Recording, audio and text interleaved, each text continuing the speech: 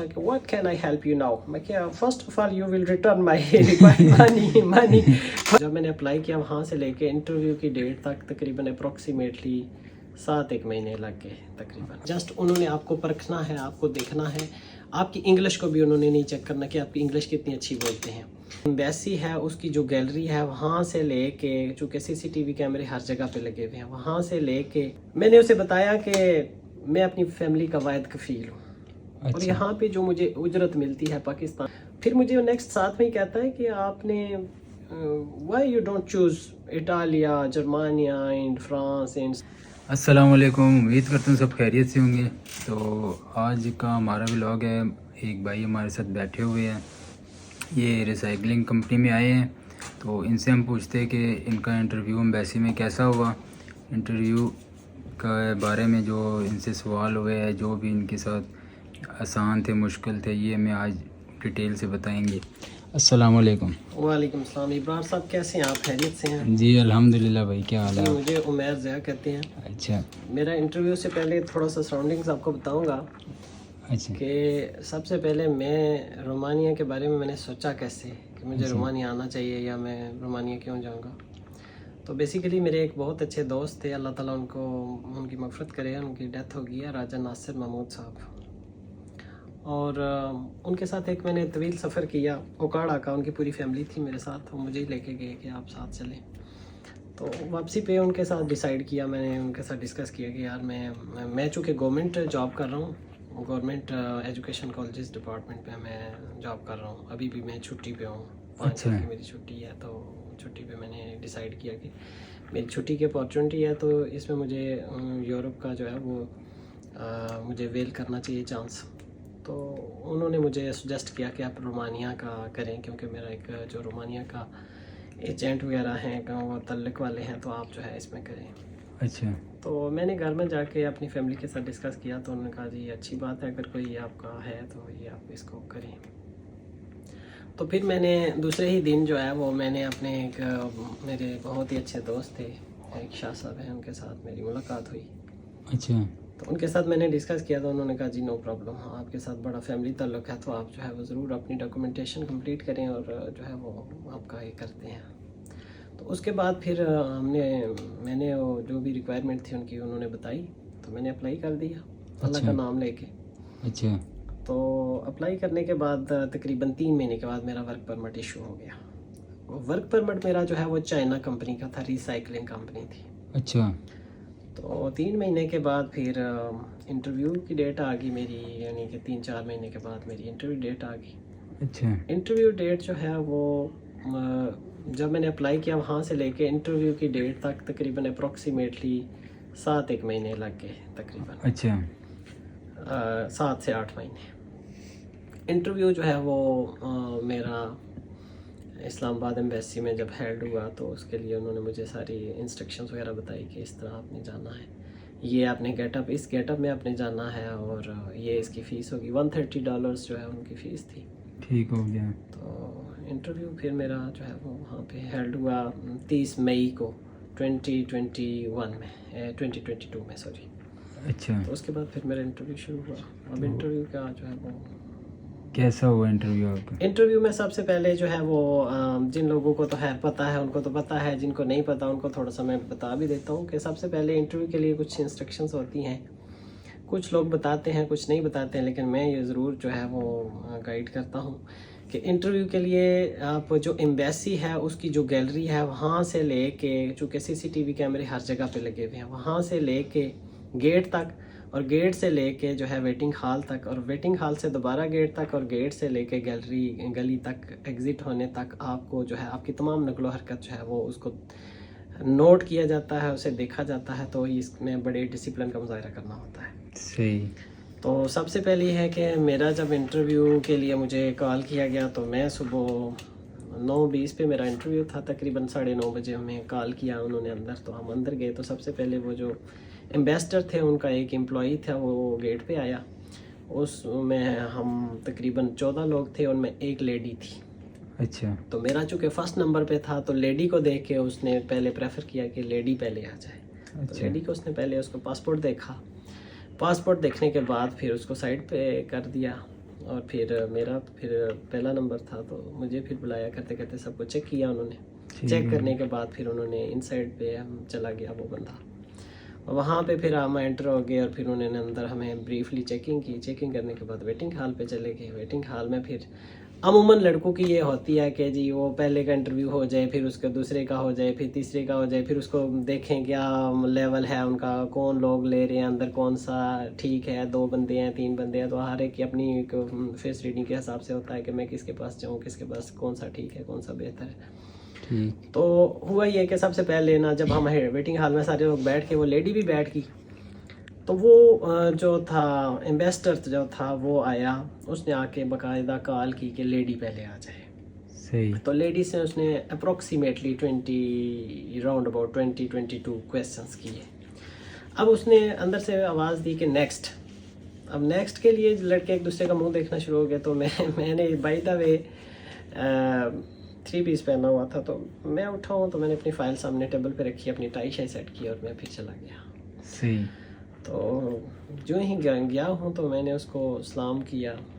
میں آپ سے پوچھنا چاہوں گا, نیکسٹ میں جب وہ کہتے ہیں تو جو ادھر لڑکے بیٹھے ہوتے ہیں کافی پریشر میں آ جاتے ہیں, ان کو آپ کیا بولیں گے کہ کیا کرنا لڑکے چاہیے؟ پریشر میں تھے, ایک دوسرے میں اشارتاً کر رہے تھے کہ جی آپ نے جانا ہے, آپ نہ جاؤ, ایک دوسرے کو جن کی آپس میں کاؤنسلنگ تھی. یہ چیزیں بھی وہ نوٹ کرتے جی ہیں. بالکل وہ نوٹ کرتے ہیں. تو میں نے تو کسی کو خیر نہیں نہ سجیسٹ کیا اور نہ میں خود جو ہے باہر, میں نے باقیوں کو دیکھا کہ کوئی بھی نہیں ریڈی ہو رہا تو میں اٹھ گیا.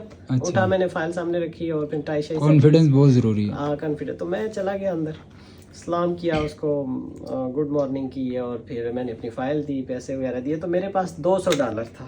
اچھا. اب جب $200 تھا تو فوراً اس نے دیکھا تو فوراً مجھے کہتا ہے کہ جب اس نے پیسے دیکھے ہیں نا کہ $200, تو فوراً اندر چلا گیا, مجھے سوری کر کے اندر چلا گیا, کہ وہاں سے چینج وغیرہ لایا اس نے. صحیح. تو پھر اس نے مجھے باقی والے پیسے دیے, $70 واپس دیے ہیں. تو میں نے اس کا تھینک یو کیا. اچھا. اور اس کے بعد پھر مجھے کہتا ہے کہ جب میری طرف متوجہ ہوا تو مجھے کہتا ہے why you wear this dress today. تو میں نے اسے کہا کہ yes this is the choice of my wife to wear this dress today for interview just now. تو میرے ڈریس کے حوالے سے نا وہ امپریسو تھا تھوڑا. اچھا. تو مجھے ہنس کے کہتا ہے کہ یو لو یور وائف. میں کہ yes of course I love my wife. تو پھر مجھے کہتا ہے okay why you choose Romania. تو میں نے اسے کہا کہ I am the sole breadwinner of my whole family. It has become a very difficult for me and my family to live in the country with the wages I get according to my skills. So that's why I have to choose Romania.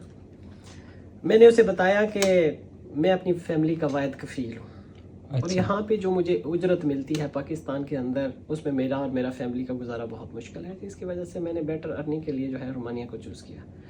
پھر مجھے next ساتھ میں ہی کہتا ہے کہ آپ نے why you don't choose Italia, Germany and France and Spain and many other developed countries.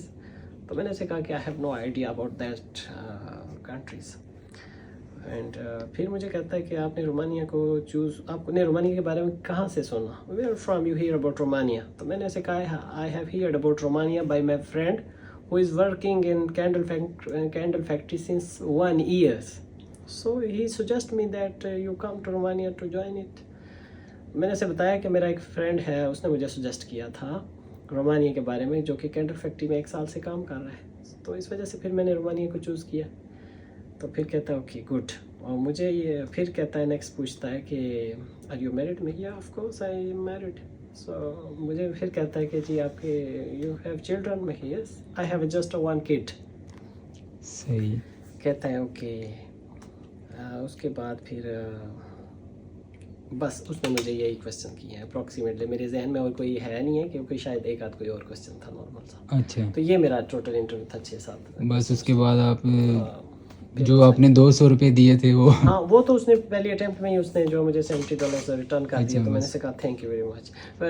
First of all اس نے میرا ایک کویسچن اور پوچھا مجھے. اس نے ڈریس سے پہلے اس نے مجھے پوچھا کہ what can I help you now. میں کیا first of all you will return my money. تو ایسے مجھے کر کے کہتا ہے وائی ناٹ شیور. تو مجھے کہتا ہے 1 2 3 4 $70 you can take it. Thank you very much. Mood کیسا تھا اس کا؟ موڈ 2 क्वेश्चन में उसका मूड इतना रिलैक्स हो गया। एक वो जब वो कहता है कि what can I help you, तो मैंने उसे कहा कि first of all you will return my remaining amount. तो उसने कहा 1 2 3 4 5 7 10 के थे वो डॉलर। मुझे उसने कहा, तो मैंने कहा thank you sir, thank you very much. Kuku तो नहीं था आपके? नो, मेरा तो वो भुगतान था। भुगतान उस टाइम आपके टाइम में। तो मैंने कहा थैंक यू। इस पे वो रिलैक्स हो गया उसका मूड काफ़ी। और दूसरा ये कि उसने कहा जब why you wear this dress today interview just, तो मैंने उसे कहा कि this is the choice of my wife to wear this dress today for interview just now. तो उस पे वो बड़ा it means you love your wife? Yes of course I love my wife. Okay, तो ये मेरा टोटल जो job के रिलेटेड, मतलब ज़्यादा आपसे आपके रिलेटेड ज़्यादा पूछते हैं। ना उसने बॉस का नाम पूछा, ना उसने कंपनी का नाम पूछा, ना उसने सिटी का नाम पूछा, ना उसने पूछा किसके मतलब है, कुछ भी नहीं उसने पूछा मुझसे जॉब के रिलेटेड, उसने कुछ भी नहीं। अच्छा अच्छा, आपका इंटरव्यू यहाँ तक था, यहाँ पे आपका इंटरव्यू ख़त्म। यस। तो ये हमारे जो भाई थे उमैर भाई, इनका इंटरव्यू था और माशाल्लाह बहुत अच्छा इंटरव्यू इन्होंने दिया। तो ये इनका इंटरव्यू था। ज़रूरी नहीं है कि वो आपसे जो है ना आपके जॉब के बारे में ही सिर्फ पूछते हैं, कभी कभी उनके जहन तक होता है, कभी आपसे जॉब के बारे में भी पूछ सकते हैं और कभी आपके बारे में भी सिर्फ पूछ सकते हैं, क्योंकि उन्होंने जो है काम अपना जो है ना ख़त्म करना होता है, पीछे और भी होते हैं। तो जो उनके मुंह पे क्वेश्चन आते हैं वो पूछते रहते हैं और यही क्वेश्चन होते हैं, इससे ज़्यादा इतने इनके पास नहीं होते। तो कुछ कहना चाह रहे हैं? मैं एक और बात यहाँ पे ऐड करना चाहूँगा कि यहाँ पे ये भी आप लोगों को पता होना चाहिए कि वहाँ पे वो ज़रूरी नहीं कि वो जॉब के मतलब ही पूछें। जस्ट उन्होंने आपको परखना है, आपको देखना है। आपकी इंग्लिश को भी उन्होंने नहीं चेक करना कि आपकी इंग्लिश कितनी अच्छी बोलते हैं। 2-3 चीज़ें होती हैं। एक तो ये होता है कि वो ये बात कहते हैं, जो कोई क्वेश्चन पूछते हैं तो हम लोग समझते नहीं। मेजॉरिटी इस तरह होती है कि उनके क्वेश्चंस को समझती नहीं है कि वो क्या पूछ रहे हैं, गलत जवाब, और हम गलत जवाब दे देते हैं और वो सेटिस्फाइड नहीं होते हैं। तो होता यूँ है कि सबसे पहले आपको क्वेश्चन को समझना चाहिए कि वो किस बारे में पूछ रहा है। और अगर वो जब पूछ रहा होता है तो उसमें कोई एक लफ्ज़ ऐसा होता है कि जिसकी वजह से हमें पता चल जाता है कि वो किसके बारे में पूछ रहा है। एक तो बड़ी कंसंट्रेशन के साथ उसका सवाल समझना चाहिए। और अगर बाय द वे समझ में नहीं आता तो वो आप उसको 10 बार भी कहेंगे कि repeat your question sir please, तो वो 10 बार भी फखर महसूस करेंगे और वो 10 बार भी रिपीट करने को तैयार होते हैं कि हम वो इसको समझ नहीं आ रही, तो वो पूछते हैं, दोबारा रिपीट करते हैं। तो रिपीट करवा लें क्वेश्चन को, बट उसका गलत जवाब ना दें और कोशिश करेंगे जो वो रिपीट आप 2-3 दफ़ा भी कहेंगे तो वो करेंगे, वो बिल्कुल बड़ा खुशी महसूस करेंगे कि हमें ये पूछ रहा है कि बताए, हमें नहीं समझ में आ रहा तो रिपीट करवा रहा है। तो वो रिपीट भी कर देते हैं बड़े प्राउडली और बड़े लाउडली और बड़े ऑनेस्टली और बड़े अच्छे तरीके से वो रिपीट करते हैं अपने क्वेश्चन को। लेकिन जब हम उसके सवाल को समझते नहीं है और हम उसका गलत जवाब दे देते हैं तो फिर वो कहता है कि I am unsatisfied to your question, so that's why you rejected. So that's why कि आप उसके क्वेश्चंस को बड़े अच्छे तरीके से समझना चाहिए। नहीं है तो आप उसको रिपीट करवा लें, तो वो रिपीट भी कर देते हैं और फिर जो है वो आप उसको, और उसमें कोई एक लफ्ज़ ऐसा होता है जिससे अंदाज़ा हो जाता है बंदे को कि वो किस बारे में पूछ रहा है, तो फिर बंदा उसका। और फिर उसके बाद उनका रोज़ का काम है इंटरव्यू करना, तो उनको पता होता है कि इसने रट्टा लगाया हुआ है या एक ने भी वही जवाब, दूसरे ने भी वही। तो कोशिश करेंगे जो आपको सवालनामा क्वेश्चन पेपर मिला है आप उससे थोड़ा बहुत चेंज करें और अपने लिहाज से। उनको खुद इंग्लिश नहीं आती, वो हमसे ज़्यादा अच्छी इंग्लिश नहीं जानते, लेकिन वो उन्होंने जस्ट परखना होता है कि ये हमारे कंट्री के हवाले से ठीक है, रुकेगा, ठीक है और ये हमारे लिए, हमारे मुल्क के लिए बेहतर है, उनका अपना क्राइटेरिया है। तो वो बस जस्ट इतना, उनको इतनी इंग्लिश चाहिए होती है कि जिससे वो बात समझ सकें। तो बाकी उनका इंटरव्यू के लिए, और वो ज़रूरी नहीं है कि आपकी जॉब के रिलेटेड पूछें, वो आपकी शर्ट के बारे में पूछ सकते हैं, अपने अच्छे गेटअप में है उस गेटअप के बारे में पूछ सकते हैं। तो अमूमन क्या होता है, जो रट्टे वाले लोग होते हैं वो अमूमन क्या करते हैं कि जस्ट सवालनामे को उन्होंने रट्टा लगाया होता है, बट उससे हट के अगर कोई क्वेश्चन पूछते हैं तो वो वहाँ पे उनकी है वो हाथ खड़े, तो जिसकी वजह से प्रॉब्लम होती है। तो आप कोशिश करेंगे इररिलेवेंट चीज़ें जो होती हैं आपके बच्चों के बारे में, मैरिड शादी के बारे में, आपकी जॉब एक्सपीरियंस के बारे में, या इसके अलावा जो है वो रिलेटेड जो चीज़ें हैं आपकी फैमिली के बारे में या जॉब के रिलेटेड, या जो जहाँ आप जा रहे हैं रोमानिया है तो इसके रिलेटेड कंट्रीज़ हैं वो जो पूछ सकते हैं जी, इसके सराउंडिंग कंट्रीज़ कौन से हैं, ये वो। तो ये थोड़ा बहुत वो भी आपको पता होना चाहिए ताकि अगर वो पूछें तो वो आप सवाल को समझ सकें क्या पूछ रहे हैं। तो आज का हमारा इंटरव्यू कह रहे व्लॉग इतना ही था। इंशाल्लाह नेक्स्ट व्लॉग में मिलेंगे। चैनल को लाइक एंड सब्सक्राइब लाजमी करें। अल्लाह हाफ़िज़।